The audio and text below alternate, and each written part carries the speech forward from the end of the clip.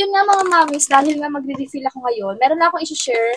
Magkakaroon kasi si Hip Organic ng Mommy Meetup 4. If you want to join mga mommies, you can just go to their Facebook or Instagram page. Yun lang mga mommies. So kung gusto nyo nga rin ma-inform about gut health and gano'n ka-important to sa mga babies natin, lalo na sa mga first years nila, so I recommend you to join too para maging aware kayo and informed about the difference of organic milk supplement na compared to other brands. Yun nga mami, since breastfeed nga si baby, ito lang talaga yung talagang nagustuhan niya and talagang inuubos niya bawat timpla ko compared sa other brands. And na-compare ko rin talaga yung lasa niya kasi compared to other brands, they're more sweeter. So talagang prone sa health issues in the future yung mga babies natin. So ayaw naman talaga natin mangyari yun. So I recommend you to try this to your kids also. But syempre, breast milk is the most important pa rin sa babies natin. Pero yan nga, since 1-year-old na rin si baby at